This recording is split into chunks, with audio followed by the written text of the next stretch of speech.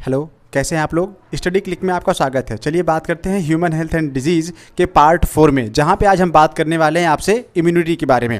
Immunity जो कि क्या है, इम्यूनिटी एक ऐसा बॉडी डिफेंस मैकेनिज्म है जहां पे हम अपनी बॉडी को क्या कर सकते हैं, वेरियस पैथोजन से या डिजीज़ कॉजिंग ऑर्गेनिज्म से सिक्योर रखते हैं, सेफ रखने का ट्राई करते हैं। इन सभी में बहुत सारी इम्यूनिटी हमको देखने को मिलती है। जैसे कई बार हम जन्म लेने से पहले और जन्म लेने के बाद दोनों तरह में जो है हमारी बॉडी में एक मैकेनिज्म, एक सिस्टम इंस्टॉल है, जिसको हम लोग क्या बोलते हैं, रैम और रोम के नाम से जानते हैं। रैम क्या है, रैंडम एक्सेस मेमोरी के नाम से इसको जानते हैं। नहीं, ये रैंडम एक्सेस मेमोरी नहीं, ये इनबिल्ट मैकेनिज्म है। इनबिल्ट मैकेनिज्म क्या, जिसको हम लोग इनेट इम्यूनिटी के नाम से जानेंगे। दूसरा क्या है, रोम, जिसको रीड ओनली मेमोरी के नाम से जानते हैं। ये रीड ओनली मेमोरी नहीं है, ये हमारी बॉडी में जब हम जन्म लेते हैं उसके बाद से लेकर आने वाले समय में किसी भी मेथड से जो हम एक्वायर करेंगे इम्यूनिटी को, either in the form of vaccine, medicine etcetera, इसको क्या बोलेंगे हम लोग, इसको हम लोग बोलने वाले हैं यहाँ पे एक्वायर्ड इम्यूनिटी। तो आज का ये टॉपिक और लेक्चर पूरा का पूरा डिपेंड होगा इम्यूनिटी के बारे में, जहां पे हम लोग लिम्फॉइड ऑर्गन या बहुत सारे इस तरह से ऑर्गन के बारे में डिस्कस करने वाले हैं। शुरू करते हैं इम्यूनिटी के डिफिनीशन से। इम्यूनिटी क्या है, the ability to resist infection और टू ओवरकम इन्फेक्शन। एक ऐसी एबिलिटी, एक ऐसी सुपर पावर जहां पे हम अपनी बॉडी को रेजिस्ट कर सकते हैं, बचा सकते हैं। किससे बचा, किससे रहे, बचा इससे रहे हैं कि जो वो इन्फेक्शंस वगैरह हैं उनको हम ओवरकम कर सकें, इसको हम बोलेंगे इम्यूनिटी। और इम्यूनिटी हमारी बॉडी में जनरल सेंस में दो तरीके से पाई जाती है, एक को बोलते हैं इन्नेट, दूसरे को एक्वायर्ड। इन्नेट का मतलब क्या, इन्नेट का मतलब इन बॉर्न, बाई बर्थ, पैदा होते ही जन्मजात हम उसको उस सुपर पावर को लेकर पैदा होते हैं। जैसे कर्ड के लिए क्या कहा गया था, कर्ड जब पैदा हुआ था तो उसकी बॉडी में कवच और कुंडल थे। कवच और कुंडल जब तक उसकी बॉडी में अटैच है तब तक कोई उसको मार नहीं सकता, एक डिफेंस मैकेनिज्म लेकर पैदा हुआ था। बिल्कुल वैसे ही आपकी बॉडी में पैथोजन से बचाने के लिए क्या है, एक डिफेंस मैकेनिज्म पहले से इंस्टॉल्ड है, उसको हम लोग इन्नेट इम्यूनिटी के नाम से जानते हैं। यानी कोई भी माइक्रोब से पैथोजन आएगा तो नेचर ने ऑलरेडी इनबिल्ट करके आपको मैकेनिज्म भेजा हुआ है, वो रेजिस्ट करेगा, ओवरकम करेगा आपके इन्फेक्शन को। दूसरा है एक्वायर्ड। एक्वायर्ड में क्या है, जिसको हमें गेन करना होता है, gain through out the life. अब ये आप पूरे जीवन भर उसको गेन कर सकते हैं, लेकिन ये पैथोजन स्पेसिफिक होगा। बिल्कुल वैसे जैसे डिफेंस तो लेकर वो पैदा हुआ था, लेकिन उसके बाद भी उसको बहुत सारी विद्याएं नहीं आती थी। किसको, कर्ड की बात हो रही है। तो उसने क्या किया, उसने सीखा कि हमको ब्रह्मास्त्र चाहिए, दिव्यास्त्र चाहिए, ये वो सब चाहिए। किसको हराना है, अर्जुन को हराना है और अदर प्रतिद्वंदियों को हराना था। तो उसने जो ये सारे मैकेनिज्म सीखे, धनुष बाण चलाना सीखा, गदा सीखा या और भी विद्याएं सीखी, ये सब के सब क्या थे, एक्वायर्ड था। और ये एक्वायर कब किया उसने, थ्रू आउट द लाइफ, पूरे जीवन भर वो प्रयास करता रहा और कुछ ना कुछ जो है क्या करता रहा, सीखता रहा। तो ये एक्वायर्ड इम्यूनिटी के नाम पे आएगा। चलिए डिस्कस करते हैं यहाँ पे इन्नेट इम्यूनिटी से। इन्नेट क्या है, जो कि नेचुरल होता है, इनबॉर्न होता है, बाय बर्थ हम इसको लेकर पैदा होते हैं। और इसमें बहुत सारे टाइप्स आएंगे। जैसे पहला टाइप है हमारे पास फिजिकल बैरियर के फॉर्म में। फिजिकल बैरियर का मतलब क्या होता है, जिसको हम टच कर सकते हैं, देख सकते हैं, इसको हम क्या बोल रहे हैं, फिजिकल ऑब्जेक्ट के फॉर्म में बोल रहे हैं। एग्जाम्पल्स हैं यहाँ पे कुछ, जैसे skin, hair, cilia of the nasal cavity, mucus, lining and the muscular action. जिसमें आपकी स्किन, ये क्या है, बाहर की एक डिफेंस लाइन है जो कि फिजिकल अपीयरेंस है। क्या करता है क्या, हमें लगता है स्किन की जरूरत क्या है, ये स्किन आपकी बॉडी के अंदर आने के लिए जो पैथोजन ललायत है, मरे जा रहे हैं, क्या कर रहा है, उनको रोक रहा है। आएंगे उसके ऊपर चिपक के रह जाएंगे, वो उनको किल कर देगा। Sweat with the help of sweat and sebaceous gland, पसीने और तेल वाली ग्रंथियों को सिक्रीट करेगा, एक्टिवेट करेगा, सिक्रीट करेगा, चिपका के मार के वहीं रोक देगा, फंगस को ग्रो करने नहीं देगा।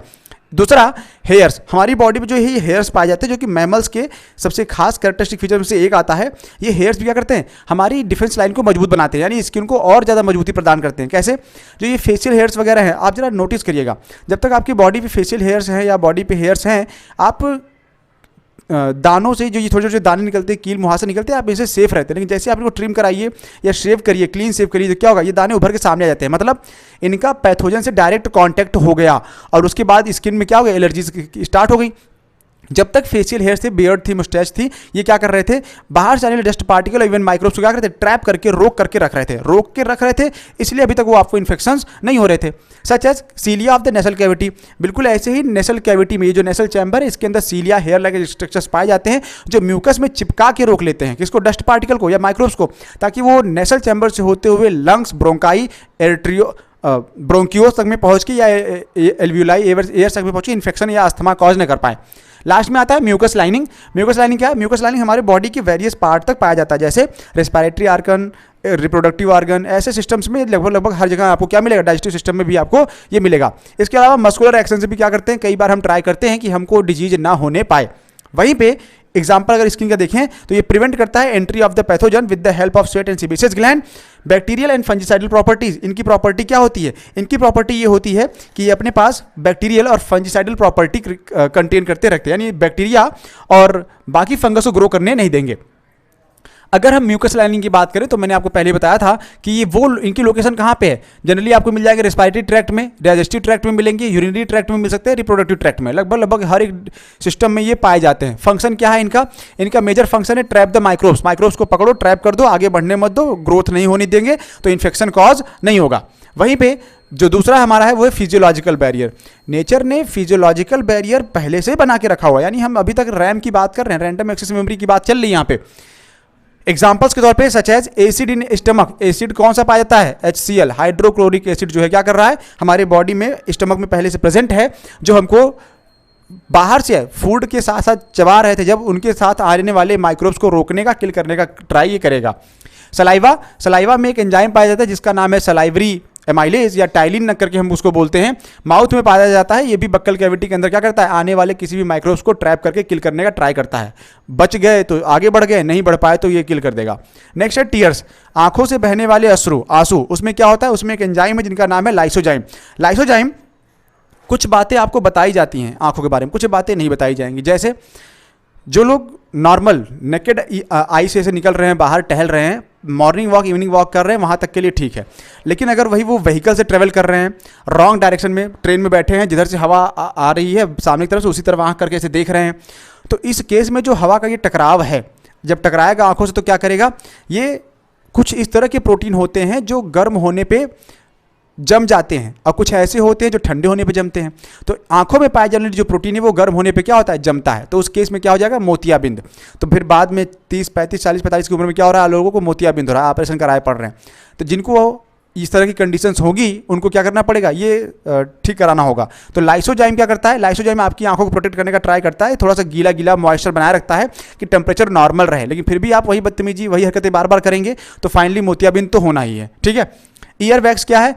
ईयर वैक्स, अच्छा, बहुत बार ऐसा हुआ है कि गाँव में या शहरों में भी ईयर वैक्स निकालने वाला एक वो साइकिल पे या बाइक पे टहलता रहता है, कहता है कान का खूट निकलवा लो, कान का खूट निकलवा लो। तो आप क्या करते हैं? पहुंच जाते हैं कान लेके, ऐसे वो अंदर की ईयर वैक्स को पूरा क्लीन कर देता है। ईयर वैक्स निकलवाना है या नहीं निकालना है? ईयर वैक्स नेचर ने इनबिल्ट करके भेजा हुआ है कि ये आपका बॉडी को डिफेंस प्रोवाइड करेगा, लेकिन आप मनमानी तरीके से करते हैं। जैसे वैक्स का पाया जाना, वैक्स बाहर से आने वाली ठंडी हवाओं को गर्म करता है, बाहर से आने वाली गर्म हवाओं को ठंडा करता है। एक तरह के एसी का काम कर रहा है, एयर कंडीशनर की तरह काम कर रहा है। वाटर रिपेलेंट भी है, पानी भी अगर कान में घुस गया तो वो उसके अंदर नहीं जा पाएगा, पर्दे को टच नहीं कर पाएगा, ईयर ड्रम को टच नहीं कर पाएगा। अगर कोई माइक्रोब्स एंटर करने का ट्राई कर रहे हैं, फंगस एंटर करने का ट्राई कर रहा है, तो ये उनको ट्रैप करके रोक लेगा, डिहाइड्रेट कर देगा, चिपका के रोक लेगा, ग्रोथ नहीं होने देगा, मार डालेगा। यानी एक तरीके से ये डिफेंस मैकेनिज्म। आप करते क्या है? आप ऐसे डाल के सूजा उजा बांस वास लेके ऐसे डाल के खुरेद के निकाल लेते हैं। तो ये आपकी डिफेंस लाइन को क्या कर रहा है? कमजोर कर रहा है। किसको? ऑडिटरी कैनाल को। वहीं पे अगर हम सेलुलर बैरियर के बारे में बात करें तो सेलुलर बैरियर क्या है? ये एक ल्यूकोसाइट्स हैं, जैसे WBC, जो कि इनका कलर नहीं होता है, वाइट वाइट पाए जाते हैं। PMNL कह लो आप इनको, ठीक है, पॉलीमॉर्फो न्यूक्लियर ल्यूकोसाइट के नाम से, जिसमें बहुत सारी सेल्स आ जाएंगी। कौन आएगा? Neutrophil, monocyte, natural killer cell, NK cell के नाम से जाना जाता है। मैक्रोफाज भी कह लीजिए आप, इनको मैक्रोफाज कहते हैं। तो ऐसे बहुत सारी सेल्स मिल जाएंगी जो क्या करती हैं? बाहर से आने वाले पैथोजन को ट्रैप करते हैं, पकड़ते हैं और किल करने का ट्राई करते हैं। नेक्स्ट, साइटोकाइन बैरियर के बारे में बात करिए। साइटोकाइन एक ऐसे बैरियर्स हैं जिसमें क्या होता है? जब कोई सेल, कोई हेल्दी सेल किसी वायरस से अफेक्टेड होती है या इन्फेक्टेड होती है, ठीक है, जब कोई हेल्दी सेल किसी वायरस से अफेक्टेड या इन्फेक्टेड होती है तो एक तरह के प्रोटीन को सिक्रीट करती है। अब वो प्रोटीन क्या होता है? वो प्रोटीन होता है इंटरफेरॉन। इंटरफेरॉन जैसे सिक्रीट होगा, चलो इनको तो बर्बाद कर ही चुके हो तुम लोग, है ना, मतलब ये जो हेल्दी सेल थी जिसको इन्फेक्ट कर किया जा चुका है, अब उसको तो नहीं बचा पाएगा। लेकिन जैसे ही वो सिक्रीट हुआ, उसने क्या किया? इंटरफेरॉन सिक्रीट कर दिया। इंटरफेरॉन जो आसपास की हेल्दी सेल्स हैं उनको प्रोटेक्ट कर लेगा, उनको बचा लेगा, यानी उनको मरने नहीं देगा। तो हेल्दी सेल को ये प्रोटेक्ट करता है ताकि जो है डिफेंस बना रहे। Cells infected by the virus secrete interferon. Interferon जो है नेचर में एक प्रोटीन होते हैं और ये प्रोटीन प्रोटेक्ट करते हैं नॉन इन्फेक्टेड सेल्स को। वो सेल्स जो इन्फेक्टेड नहीं है उनको क्या करेगा? बचा ले जाएगा।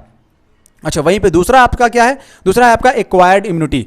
इननेट के बाद हम बात कर रहे हैं एक्वायर में। एक्वायर का मतलब क्या? जिनको हमने पाया है, जिनको हमने गेन किया है through out the life by the vaccine, medicine, etcetera etcetera and etcetera. ये पैथोजन स्पेसिफिक होता है। पैथोजन स्पेसिफिक का मतलब क्या है? जब आप कोई दवा ले रहे हैं तो पर्टिकुलर एक पैथोजन के लिए होता है। जैसे मान लीजिए कुछ सालों पहले तक चल रहा था पल्स पोलियो, 2 बूंद जिंदगी की।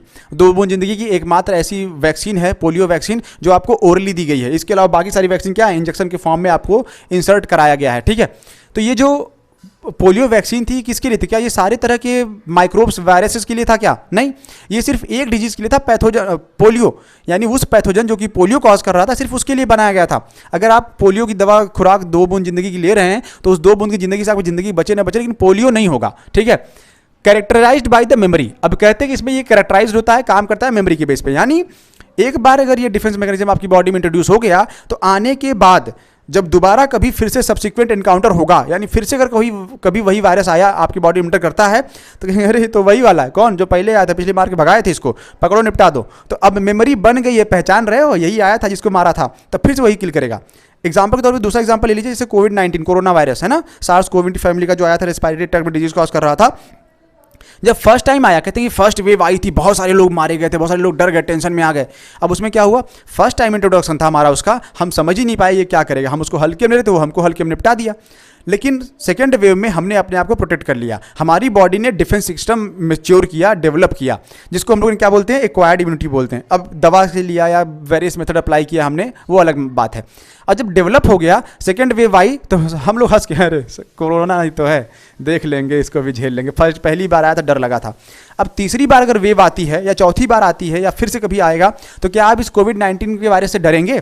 मेरे ख्याल से नहीं। क्यों? अब तो हम हल्के में लेंगे, क्योंकि हमारी बॉडी में जितने लोग जिंदा बच गए, समझ लो कि उनकी बॉडी में क्या हो गया, डिफेंस मैकेनिज्म डेवलप हो चुका है, एक्वायर्ड इम्यूनिटी डेवलप हो चुकी है। अब अगर कभी वापस ये वायरस आता है तो हमारे बॉडी का डिफेंस लाइन जो ये है वो क्या करे, पहचान है, अरे ये तो वही वाला है, 2018 से लेकर 19 के 20 बीच में क्या किया था, इसको बहुत मारा था, अब दोबारा नहीं होने पाएगा। तो अब वो जब तक अपना रूप बदल के, अपना टॉक्सिसिटी बढ़ा के, बदल के, प्रोटीन कैप्सिड बदल के नहीं आएगा, तब तक हमको उसी तरीके से परेशान नहीं कर पाएगा जैसा उसने पहली बार में किया था। इसको बोलते हैं प्राइमरी रिस्पॉन्स। देखिए कैसे काम करता है ये, when encounter of pathogen for first time, इसको जब बॉडी रिस्पॉन्स करेगी, जब पहली बार वो आपकी बॉडी में आएगा, बॉडी रिस्पॉन्स करेगी, इसको बोलेंगे प्राइमरी रिस्पॉन्स। और प्राइमरी रिस्पॉन्स के बाद जब प्राइमरी रिस्पॉन्स होता है, कहते हैं ये बहुत ही लो इंटेंसिटी का होता है, मतलब बहुत ज़्यादा एक्टिवेट नहीं रहेगा, बहुत ज़्यादा डिफेंस एंटीबॉडी नहीं बनेगी।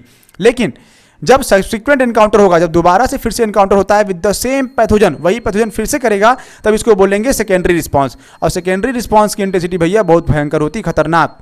एक बार हारे थे, लास्ट बार बदला लेंगे, रिवेंज टाइम चल रहा है। Then primary and secondary immune response, जो प्राइमरी और सेकेंडरी इम्यून रिस्पॉन्स हुआ है, ये स्पेशल लिम्फोसाइट सेल के द्वारा गवर्न कराए जाते हैं, जिनको हम लोग बी सेल या टी सेल बोलते हैं, या कह लो बी लिम्फोसाइट या टी लिम्फोसाइट कहते हैं, जो दोनों आपस में मिलकर क्या करते हैं, एंटीबॉडी प्रोड्यूस करवाते हैं। वेरियस काइंड के एंटीबॉडी हमारी बॉडी में फॉर्म हो रहे हैं, ठीक है, जिसमें स्पेशल टाइप ऑफ लिम्फोसाइट, जो ये स्पेशल टाइप की लिम्फोसाइट वाली सेल्स हैं, ये क्या करती हैं, बी सेल या टी सेल्स बनाती हैं। बी सेल और टी सेल में क्या होता है, provide primary and secondary response are B lymphocyte and T lymphocyte, जहां पे प्राइमरी और सेकेंडरी इम्यून रिस्पॉन्स जो है वो दिया जाएगा किसके द्वारा, बी लिम्फोसाइट और टी लिम्फोसाइट के द्वारा, ठीक है। अब इसके बाद जो हमें पढ़ना है इस लेक्चर में, इस सीरीज को जिसको हम लोग कंटिन्यू करने वाले हैं, इसमें हमें पढ़ना है एंटीबॉडी, ठीक है। एंटीबॉडी क्या है, एंटीबॉडी हमारी बॉडी में बनने वाला वो डिफेंस मैकेनिज्म है जो जिसको हम लोग इम्यूनोग्लोबुलिन के नाम से जानते हैं, इम्यूनोग्लोबुलिन, या शॉर्ट फॉर्म में इसको हम लोग आईजी लिखते हैं, इम्यूनोग्लोबुलिन। अभी कितने टाइप का होता है, आईजी जनरली हमारी बॉडी में 5 तरीके से पाया जाता है, जिसको हम लोग गेम के थर्ड फॉर्म से याद कर सकते हैं। गेम थर्ड फॉर्म लगा देंगे, गेम्ड बन जाएगा, ठीक है। तो IgG, IgA, IgE, sorry M, IgM, IgE और आईजीडी। तो ये वो 5 हैं जिनके फंक्शन के बारे में, जिनके डिटेल स्ट्रक्चर के बारे में पढ़ना है। एंटीबॉडी किसी भी सेल के सरफेस पे पाया जाने वाला वाई शेप का क्या है, एक रिसेप्टर टाइप का मैकेनिज्म होता है, जो 2 हैवी चेन 2 लाइट चेन से मिलकर बना है। चलो इसके बारे में बात करते हैं नेक्स्ट लेक्चर में। आज के लिए हम लोग यहीं पे खत्म करेंगे इस लेक्चर को, नेक्स्ट लेक्चर में मिलेंगे, तब हम लोग बात करेंगे एंटीबॉडी के स्ट्रक्चर और उसके डिफरेंट टाइप के बारे में। आज के लिए इतना ही, तब तक के लिए थैंक यू।